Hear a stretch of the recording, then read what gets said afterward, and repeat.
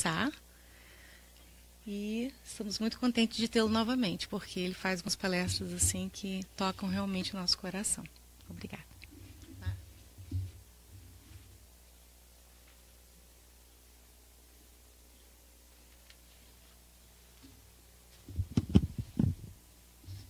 Boa noite a todos. Boa noite. Eu tenho que agradecer, né? Agradecer primeiramente a Deus pela oportunidade que Ele nos concede a todos nós, de nós possamos estar aqui reunidos em Seu nome e que possamos nós ter essa paz nos nossos corações, porque mais importante que aprender é colocar em prática os ensinamentos. E nessa condição, falando de ensinamentos, todos nós, quando estudamos o livro dos Espíritos, às vezes tem perguntas que nós guardamos, né, em nosso cérebro, em nossa mente. Guardamos os números da pergunta, a pergunta e a resposta, porque às vezes essas perguntas e respostas, elas ficam gravadas com muita firmeza. E uma dessas perguntas, para quem já estudou o livro dos Espíritos, é a pergunta 625 que eu vou citar hoje. Nessa pergunta, os benfeitores espirituais respondem a Kardec a pergunta. Kardec pergunta: qual o tipo mais perfeito que Deus tem oferecido ao homem para que ele sirva de guia e de modelo? Os benfeitores respondem de forma singela e curta: Jesus. Jesus, ele é oferecido para todos nós. O próprio Jesus disse: vinde a mim. Embora muitas vezes em nossos passados nós tentamos imputar Jesus de goela abaixo, mas Deus respeita o nosso livre-arbítrio. Ele é o nosso guia, porque Ele nos orienta. Ele próprio disse: eu sou o caminho. Ele nos segue, nos deixa a direção, Ele nos auxilia iluminando, dissipando as trevas das nossas ignorâncias. Ele é o modelo. Ele é um modelo que é dado a nós porque Ele vivenciou. Ele vivenciou tudo o que Ele ensinou. Por isso Paulo de Tarso disse: Ele foi a carta viva. Ele veio para nos orientar, para nos ensinar. Por isso Ele é o governador espiritual deste nosso orbe. E como Ele governa esse orbe, e Ele mesmo disse que nenhuma ovelha será perdida, Ele, então, utiliza dessa condição para nos enviar missionários. Não espíritos lá muito elevados, mas espíritos que já conseguiram estar com um passo um pouco mais adiante do que nós, que já estão no processo regenerativo e que dessa condição se servem de missionários e servem para nos trazer o ensinamento da resignação, da compaixão, do amor, do carinho, para que possa nos ensinar a todos nós o que o próprio Jesus ensinou. Ele disse: eu venci o mundo. E com isso, eles vêm nos ensinar que todos nós também podemos vencer. E esta noite eu vou tentar trazer de forma bem intensiva, bem curta, porque é muito ensinamento, é muita coisa por um período curto que nós temos de 1 hora. Vou tentar trazer a vida de um desses missionários. Que soube cumprir e trazer para nós esses ensinamentos. Estou falando de Francisco Cândido Xavier. E ele, vou tentar colocar essa vida dele em paralelo com o Evangelho, em paralelo com o Livro dos Espíritos, para que possamos nós compreender que tudo o que Jesus prometeu é possível para nós. Francisco Cândido Xavier, que para nós que somos espíritas, mais íntimos, né? Simplesmente Chico. O Chico nasceu na pequena cidade de Pedro Leopoldo, no ano de 1910. 1910, no dia 2 de abril. Filho de Francisco de Paula Cândido, João Cândido Xavier e Maria João de Deus. Eu sou ruim com os nomes. E o Chico foi o quinto filho de uma família grande, de nove irmãos. Foi o quinto filho. E desde cedo, o Chico já apresentava as primeiras manifestações de forma ostensiva da sua mediunidade. E quando ele tinha 4 anos, aconteceu um fato curioso. O seu pai, Sr. João Cândido Xavier, quando estava regressando do trabalho, do dia a dia, adentrando aquela casa simples e modesta, ele, como de costume, dirigia a cozinha, onde a sua esposa, a senhora Maria João de Deus, preparava sempre o jantar, e lá eles se sentavam, ele para contar o dia a dia dele, e ela para contar o dia a dia das crianças. Coisa muito natural de um casal que não tem iPhone nem Facebook. E eles conversavam o dia a dia, né? E nessa condição, o senhor João Cândido traz uma notícia, né, que estava correndo dentro da cidade. Diziam eles que uma vizinha deles tinha praticado o aborto. E aí, como sabe, ele preocupado em não comentar alto, porque as crianças que estavam no quarto poderiam ouvir, então ele falou baixinho, mas não se preocupou com a presença do Chico, que estava ali a seu lado. 4 anos de idade, provavelmente ele não sabia nem o que era aborto. E ao término dessa narrativa, falando que o povo estava criticando o ato dela, o menino então fala para o pai: pai, não leva adiante isso que o povo está falando, porque não é verdade. O que aconteceu foi um problema de nidação inadequada do ovo, de modo que a criança tomou posição ectópica. O pai assustou, olhou para o menino assustado e falou: de que você está falando, menino? Quem te disse isso? E ele disse, apontou para um canto da cozinha e falou: aqueles moços ali mandaram falar isso com o senhor. E eles olharam e só viram a parede e os utensílios da cozinha. Ele olhou para a esposa e falou: esse menino não é nosso filho. Você trocou ele lá na igreja?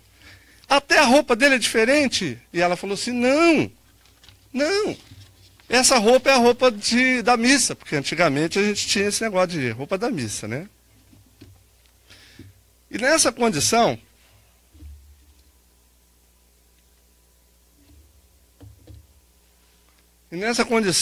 temos uma frase do Chico: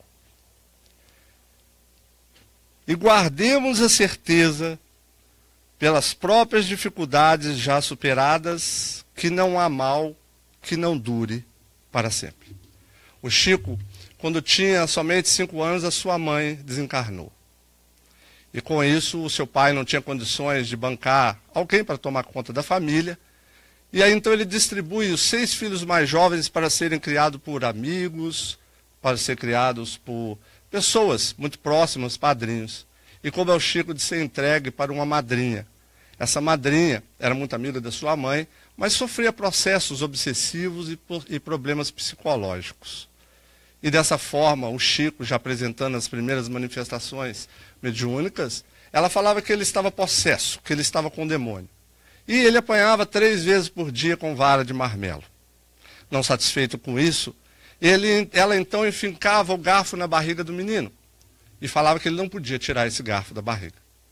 Ele chorava e corria para o fundo, no quintal, onde tinha umas plantações de bananeira, e lá ele rogava pela sua mãe, e a sua mãezinha vinha.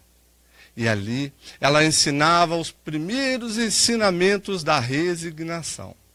Ela dizia: Chico, não fale mal da sua madrinha, não xingue ela, porque ela bem ou mal, ela está cuidando de você e de um outro menino que nem filhos são. Não fale mal. Aprenda a orar e pedir a Deus para que Ele ajude. Ela é doente, mas você não é. E nessa condição, o Chico seguia, aprendendo a resignação. Não satisfeito com isso, o coleguinha dele, que morava e era criado junto com ele, teve uma ferida na perna que não cicatrizava de forma alguma. Então ela levou o menino numa curandeira. E ela passou uma simpatia. Falou assim que para cicatrizar precisava de uma criança lamber a ferida 2 vezes por dia. Sobrou para quem? Para o Chico. E o Chico corria de novo lá na bananeira, lá na plantação, e chorava e implorava a sua mãe. A sua mãe dizia para ele, olha, calma, tenha fé. Eu vou pedir para que Deus envie um anjo para lhe auxiliar. E nisso, ela junto com a espiritualidade amiga, trabalha os próprios fluidos do Chico e manipula um remédio, coloca na saliva do Chico e automaticamente essa ferida se cura rápido. A madrinha pensa que é por causa da simpatia e para de bater no menino Chico. E nessa condição, ele se vê um pouco livre das sovas que tomava.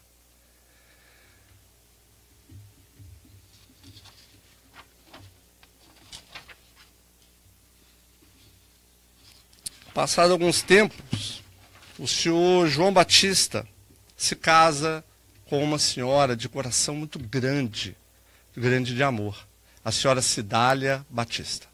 A senhora Cidália Batista faz uma imposição ao senhor João Cândido, vira e fala assim para ele, olha, eu vou casar com o senhor, mas necessário é que o senhor traga todos esses filhos que estão em outras casas sendo criados. E assim se faz. Ele recolhe todos os filhos, traz o filho para dentro de casa, e quando o Chico lá chega, a senhora Cidália Batista vê aquelas feridas no corpo do menino, e aí pergunta, Chico, quem fez isso com você? E ele se lembra dos ensinamentos da mãe, e desvia o assunto, e fala assim para ela, você é o anjo que a minha mãe prometeu para mim. Então ela vai, abraça o menino carinhoso e fala assim, olha, a partir de hoje, nunca mais ninguém vai bater em você enquanto você está aqui. E o relacionamento conjugal dos dois, vem mais 6 filhos, do senhor João Batista e da senhora Cidália Batista. Agora a família cresceu, são 15 filhos para criar e sustentar. É muito difícil, né? Quando a gente vê esse sofrimento do Chico, a gente vê que o sofrimento dele não é muito diferente do sofrimento de diversas crianças que estão espalhadas por todo o mundo. Nós vemos crianças que muitas das vezes saem dos seus próprios lares, fogem para viver nas ruas, por conta de dentro de casa, às vezes os seus pais biológicos fazem eles sofrer abusos dos seus diversas formas. E essas crianças, quando vivem na rua, elas crescem, viram adolescentes. E dos adolescentes viram jovens. E esses jovens rebeldes trazem problemas para a sociedade e pior, para eles mesmos. Se revoltam com a sociedade, se revoltam com o mundo e pior, se revoltam contra Deus. E quando eles se revoltam, trazem com eles um sofrimento terrível. E é por isso que muitas das vezes algumas entidades religiosas conseguem retirar eles desse sofrimento da rua. Trazem até certa forma informação, olha, vocês estão sofrendo, mas tenha fé em Deus, porque quando vocês morrerem, irão chegar num céu. E eles acreditam nessa condição, e nessa condição eles saem desse sofrimento.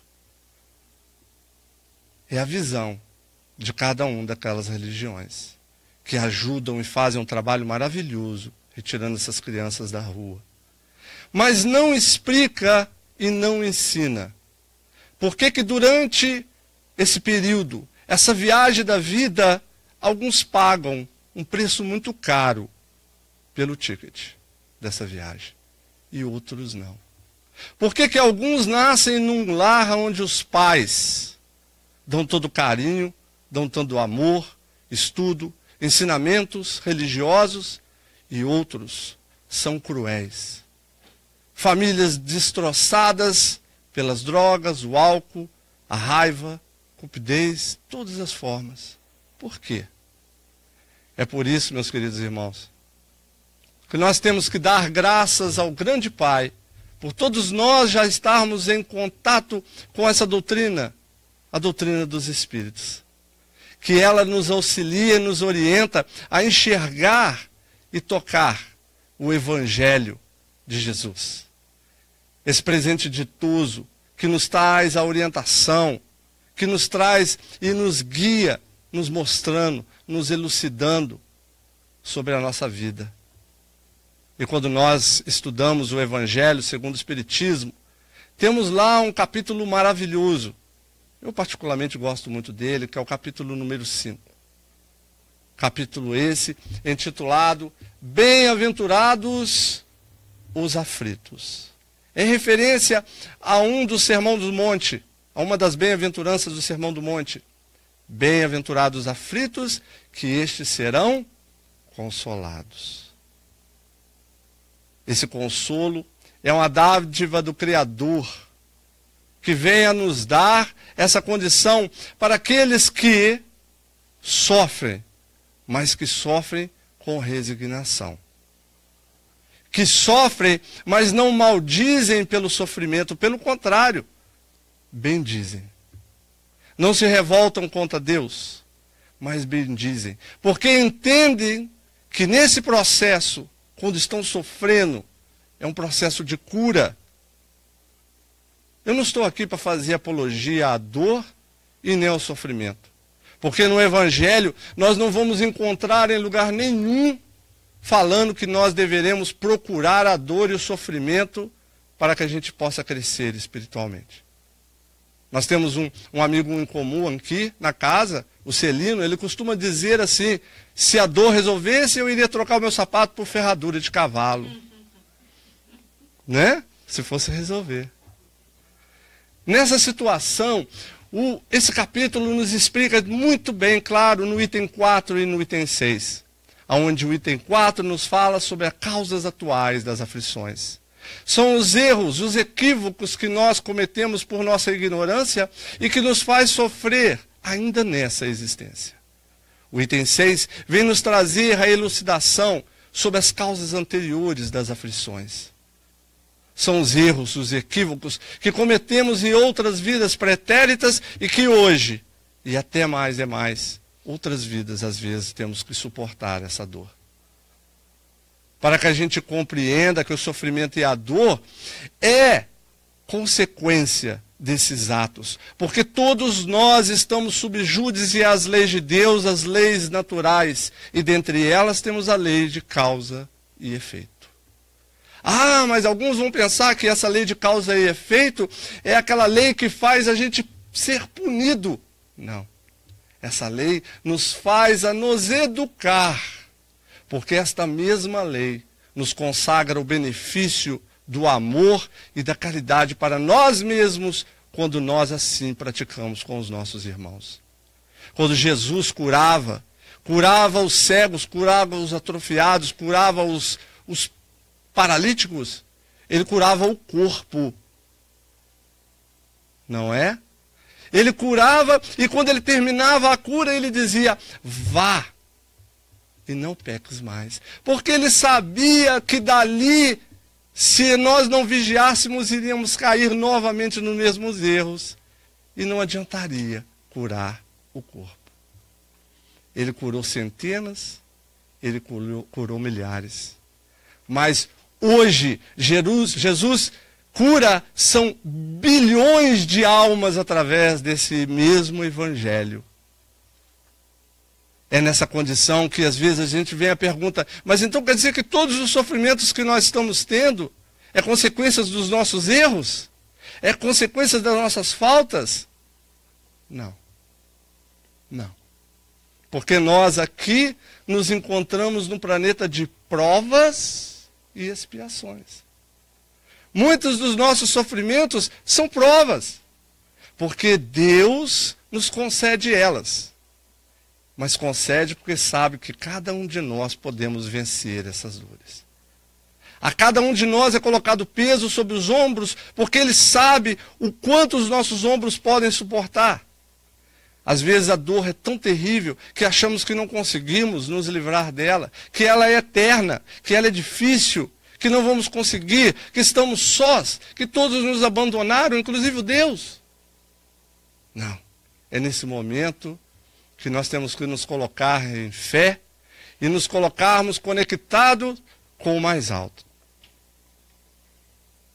Porque sabedores nós que muitas das vezes é provas. Muitas das vezes é provas. E como os Espíritos nos ensinam que toda expiação é uma prova, mas nem toda prova é uma expiação, que nós venhamos a aprender a resignar com esses sofrimentos, que nós venhamos aprender a vivenciar o Evangelho na nossa prática, no nosso dia a dia. E quando as coisas estiverem bem ruins, que nós coloquemos em oração, elevando o nosso pensamento ao nosso Criador. E quando nós rezarmos o Pai Nosso, que a gente possa rezar com toda a convicção, em agradecimento a Ele, dizendo: Senhor, seja feita a vossa vontade, assim na terra como no céu. Como todo médium que desenvolve essa mediunidade desde os inícios da sua infância, passa a sofrer demais. Principalmente aqueles que começam a ter as suas manifestações mediúnicas numa família que não compreende como o processo funciona. Fica difícil como criança, porque não sabe o que está acontecendo com ele. Fica difícil para a família, que fica achando que ele está doente, que ele está perdido. Assim foi com o Chico. Quando criança, os seus coleguinhas falavam que ele era um menino estranho. Sofria bullying.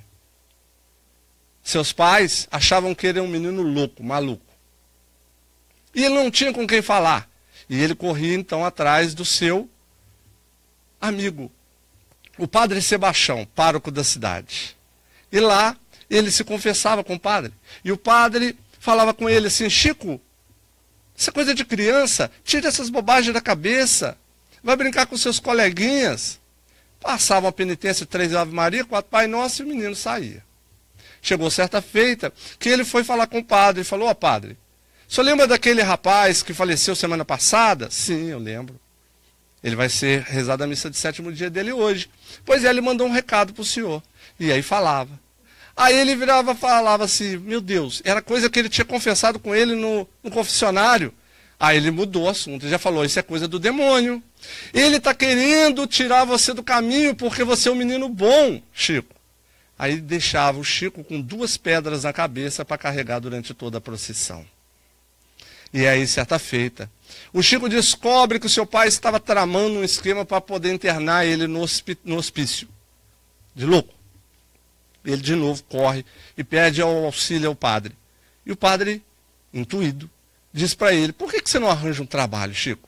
Vai trabalhar, ocupa a sua cabeça. E aí ele foi. Procurou o trabalho, encontrou um trabalho na fábrica de algodão. E lá começou a trabalhar aos 8 anos de idade, no turno das 2 da tarde às 10 da noite. O dinheiro começou a entrar, o pai dele, 15 filhos para sustentar, aí falou: não, deixa o menino aí, não vai para o hospício mais não. E assim ele foi até os 17 anos. No ano de 1927, uma das suas irmãs sofre um problema de obsessão. Os médicos não resolvem o problema, então eles ficam sabendo do casal Perácio, um casal de médiuns que fazia reuniões mediúnicas na sua fazenda. Levaram ele para lá, ela para lá. E através de reuniões mediúnicas e o evangelho no lar, todos os dias, a menina ficou livre dos obsessores. E nessa condição, esse contato íntimo entre o Chico e o casal Perácio, o casal convidou eles para poder começar a participar, né, das reuniões mediúnicas de forma mais ativa. E assim ele foi. Chegando lá, desde a primeira sessão até a 17ª, o Chico já estava psicografando. E no final, na 17ª, assinou a psicografia Maria João de Deus. Seria sua mãe já trabalhando e auxiliando ele nas primeiras psicografias. E nesse mesmo dia, a sua mãe, através da psicofonia, que é a utilização do espírito, utiliza as cordas vocais do médium, disse: Chico, você está vendo esses 2 livros que estão sobre a mesa? A partir de hoje, você irá lê-los e estudá-los. Se tratava do Livro dos Espíritos e do Evangelho. Esses 2 irão te elucidar o que está passando com você e irão te orientar nessa nova vida que que se inicia agora. Essa vida de doação, de caridade, de amor e de benevolência. O Chico saiu dali, foi estar então com o Padre Sebastião para se despedir dele, e ele abençoa o Chico. O Chico sai dali e com os amigos fundam no ano de 1927 o Centro Espírita Luiz Gonzaga, na cidade de Pedro Leopoldo.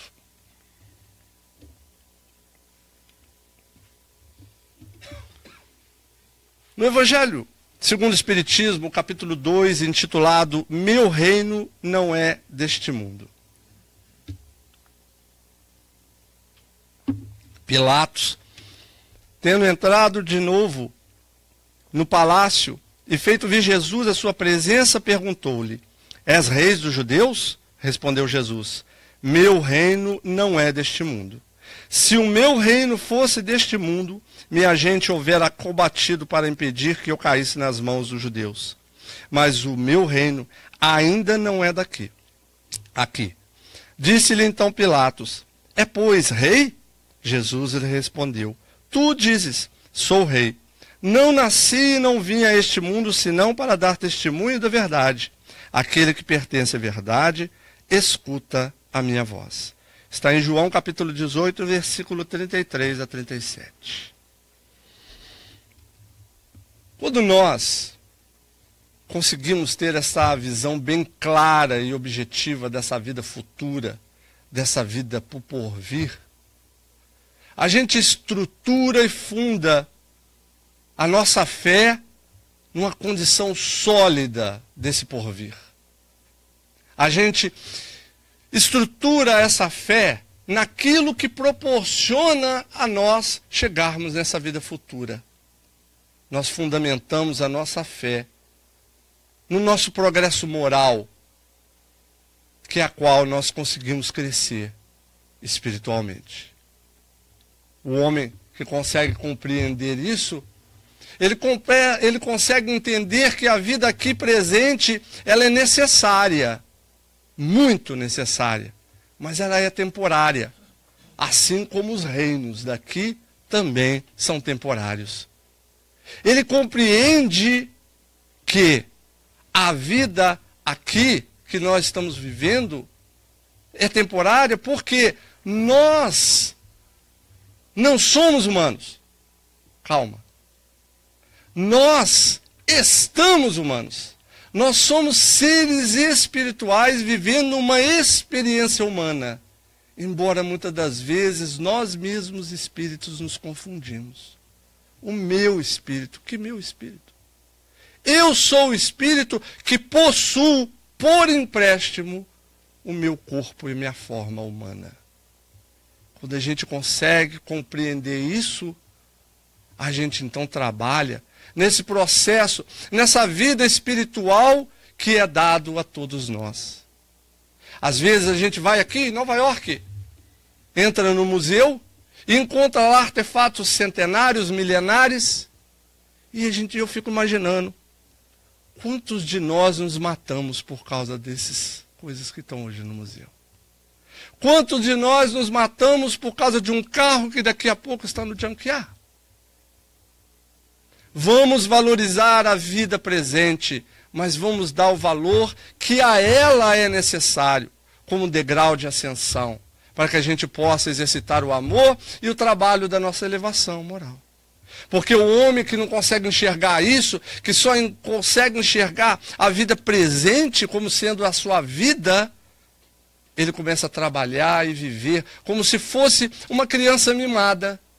A criança mimada, quando está no seu período do seu egocentrismo, ela vive aquele mundo de brinquedos ao seu derredor, como sendo o seu mundo. Experimenta retirar um brinquedo dele. Ele se joga ao chão, ele se debate, ele chora. E às vezes até agride. O homem que se volta a essa vida presente somente, ele se dá a tudo que ele consegue ter.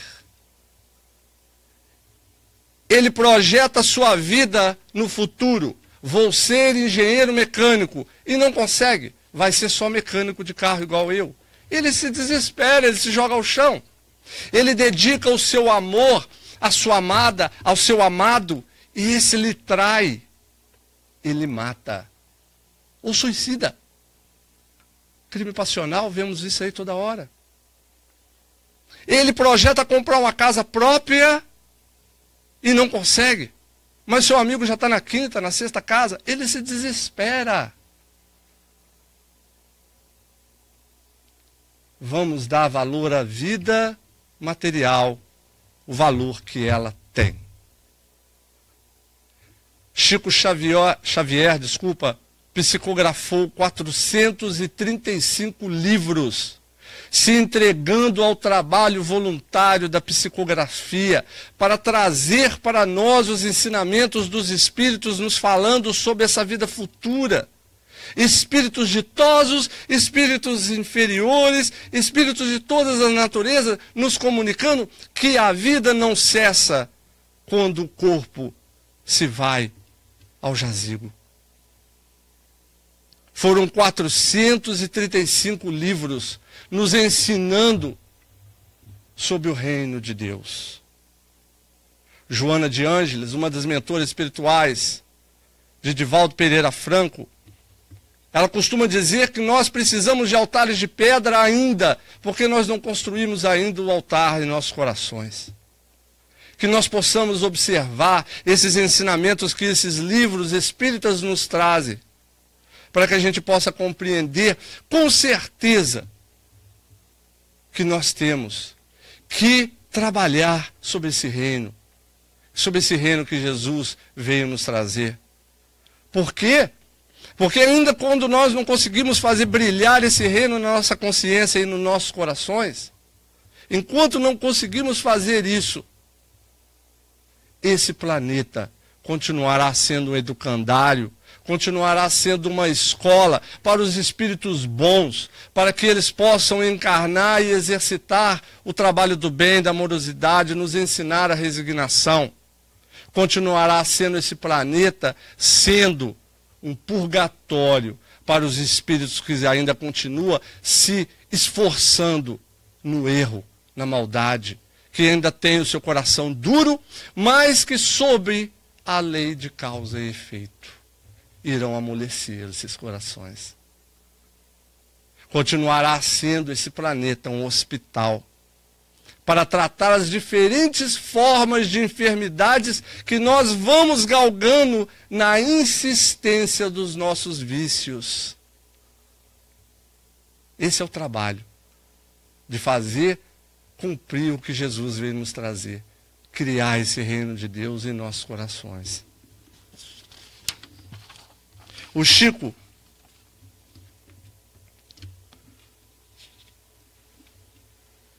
no ano de 1927, mais precisamente no dia 10 de julho, ele estava na reunião mediúnica, junto com o casal Perácio, e a senhora Carme Perácio, quando estava fazendo a oração de encerramento desta reunião mediúnica, ela teve a visão de um espírito iluminado, vestindo vestes sacerdotais, e que por trás dele havia uma cruz luminosa.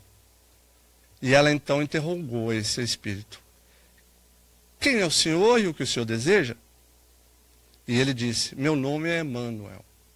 Eu sou companheiro do Francisco durante muito tempo. E se foi. 4 anos depois, em 1931, quando Chico estava ao lado de um riacho, estudando o Evangelho, segundo o Espiritismo, como foi a sua mãe pediu para ele, ele então tem essa mesma visão. Um homem vestindo vestes sacerdotais, com um crucifixo luminoso por detrás. E aí, então, dá aquele diálogo famoso que todos nós já ouvimos falar com o Emmanuel e o Chico. Emmanuel, está mesmo disposto a trabalhar na mediunidade? E Chico diz, sim, se os bons espíritos não me abandonarem. Olha a humildade. Bem novo, já compreendi a necessidade da afinidade com os bons espíritos e precisando deles. Você não será desamparado, disse Emmanuel, mas para isso é preciso que trabalhe, estude e se esforce no bem. A casa oferece trabalho aos voluntários de toda espécie, desde limpar o chão à administração. Que nós nos empenhamos nos trabalhos. Necessário é nós trabalharmos para que a gente possa ser útil. Estude. A casa oferece estudo a todos.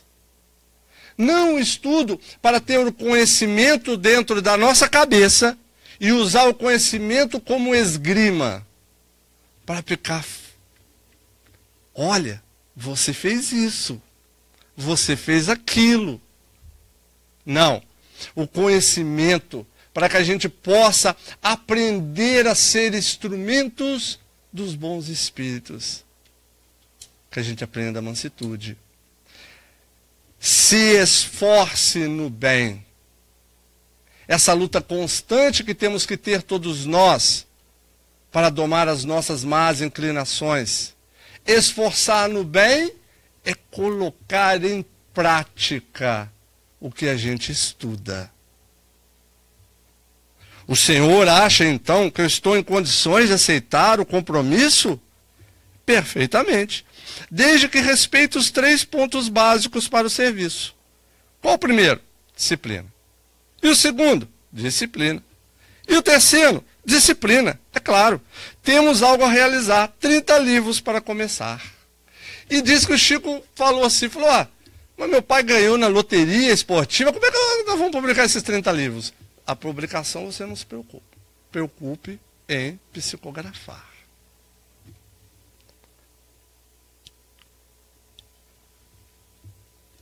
A disciplina. Quantos de nós falamos, eu não tenho tempo para estudar, eu não tenho tempo para ir ao centro. Não, não é que não falta tempo, falta disciplina. O Chico trabalhava 8 horas diárias na Fazenda Modelo, no Ministério da Agricultura. Saía do trabalho, em casa, tomava um banho, comia algo e ia para o centro. E lá, às vezes, saía 2 horas da madrugada.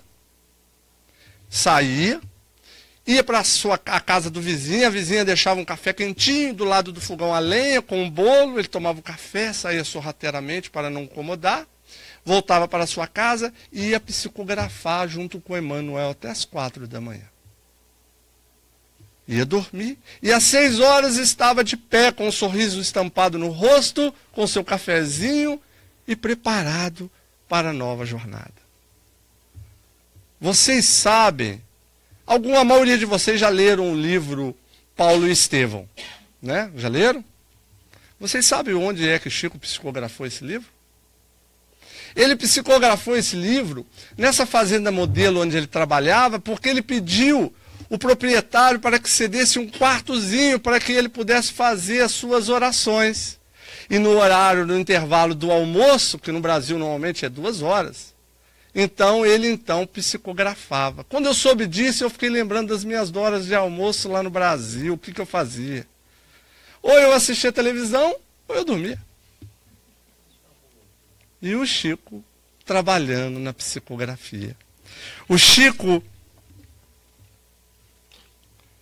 dizia de Emmanuel: Emmanuel tem sido para mim um verdadeiro pai na vida espiritual, pelo carinho com que me tolera as falhas e pela bondade com que repete as lições que devo aprender. Como Carlos Barcelli disse, o Chico não foi um anjo, mas viveu como um anjo, que é bem diferente, é bem mais difícil. Porque, como André Luiz diz em Missionários da Luz, um dos mentores espirituais do Chico Xavier, a diferença, a distância que separa entre nós, espíritos na situação que estamos, e um anjo, ou seja, um espírito puro, é uma distância enorme. Aonde agora, os espíritos que somos nós, somos um oceano de palavras e poucas gotas de ação. Então, o Chico viveu um oceano de ação mesmo com as suas limitações. Trouxe duas frases para que a gente possa analisar.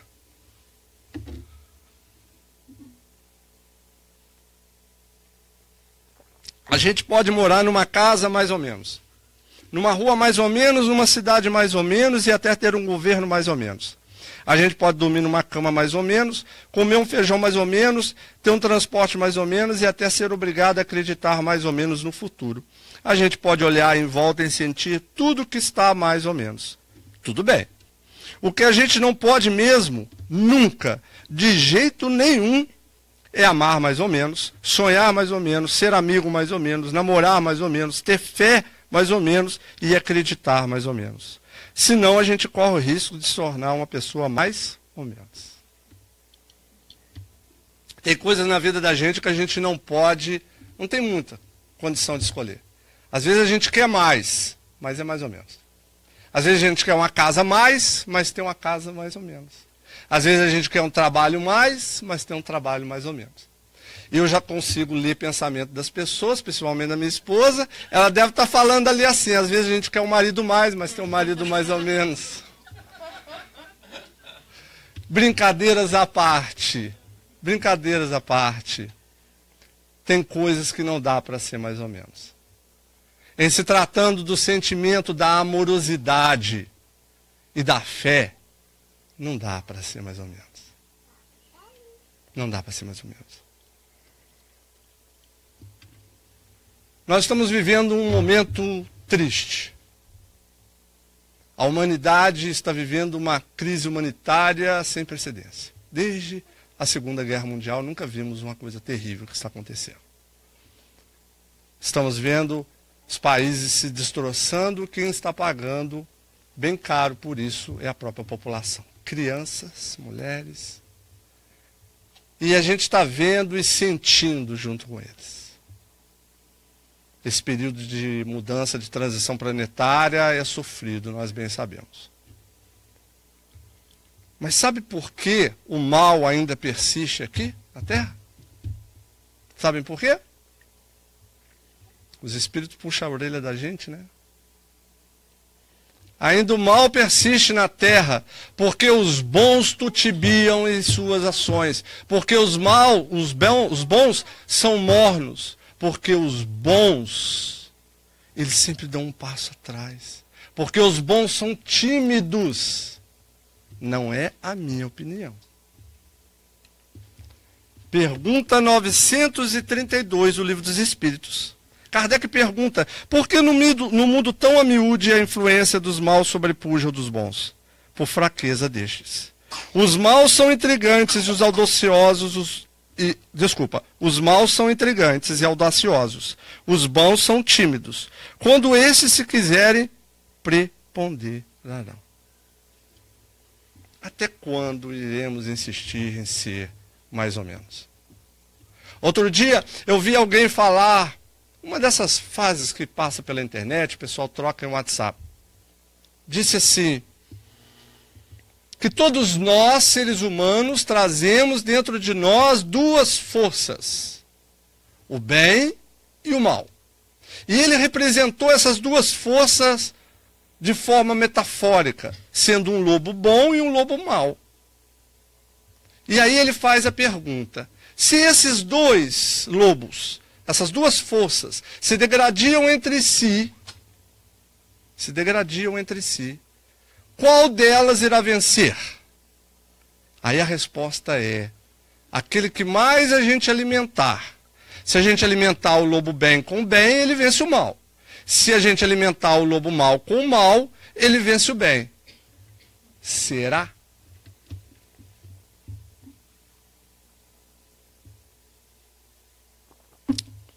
Provavelmente, ele que escreveu não é espírita, ou às vezes deu uma desviada um pouco.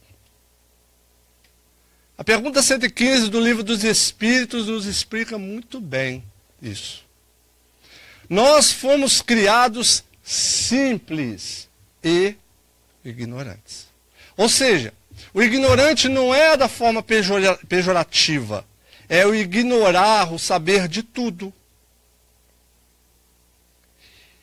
E através da pluralidade das existências, através da reencarnação, nós vamos crescendo e evoluindo. E quanto mais nós vamos vencendo as provas que Deus coloca para nós, nós vamos crescendo e com isso vamos adquirindo mais conhecimento. E de acordo que nós vamos adquirindo mais conhecimento, nós vamos aumentando a nossa razão. E na proporção que a razão cresce, nós então vamos descortinando a nossa ignorância. E nesse processo, vamos ampliando mais o nosso livre-arbítrio para decidir de forma mais correta entre o certo e o errado. É uma viagem, enquanto o espírito expande, nós vamos fazendo uma viagem para dentro de nós mesmos. E quando lá encontramos as leis de Deus dentro da nossa consciência, vamos compreender que cada um de nós possuímos essa chama que herdamos do nosso Pai Criador, a qual Jesus disse: vós sois o sal da terra, o que dá sabor, vós sois a luz do mundo, façai brilhar a vossa luz. Nós não temos o mal dentro de nós.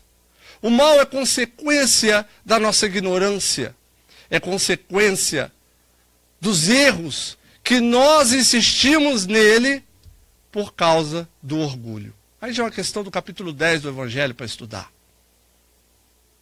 E quando nós compreendemos isso, vamos vendo que a força do bem, ela cresce dentro de nós. Não deixe ninguém colocar na cabeça de vocês que o mal irá superar o bem. Nunca. Nunca. Mesmo que momentaneamente a gente entende e vê o mal às vezes superando o bem. Porque a limitação da nossa capacidade se limita a essa vida que estamos vivendo presentemente. O mal nunca irá sobrepor o bem. Quando a gente consegue compreender isso, veremos que essa luz que cada um de nós carregamos dentro de nós, ela pode crescer. Numa rua escura, quando se apaga todas as luzes, se nós acendemos a luz de um quarto nosso, o que acontece? É a escuridão que adentra o quarto pela janela ou é a luz do quarto que sai e ilumina parte da rua? É a luz do quarto que ilumina parte da rua. Então vamos nós fazer essa luz ser acesa, embora pequena, mas de todos nós juntos. E vamos iluminar não só a rua, vamos iluminar o mundo. Porque isso é nossa missão. Leiam, exercício de casa, questão 132 do Livro dos Espíritos. Você sabia que a missão de cada um de nós é transformar o mundo? Cada um de nós vamos transformar o mundo. Mas como é que a gente transforma o mundo? Transformando a nós mesmos. Não tente transformar os outros, que não vai conseguir. Transforme a si próprio.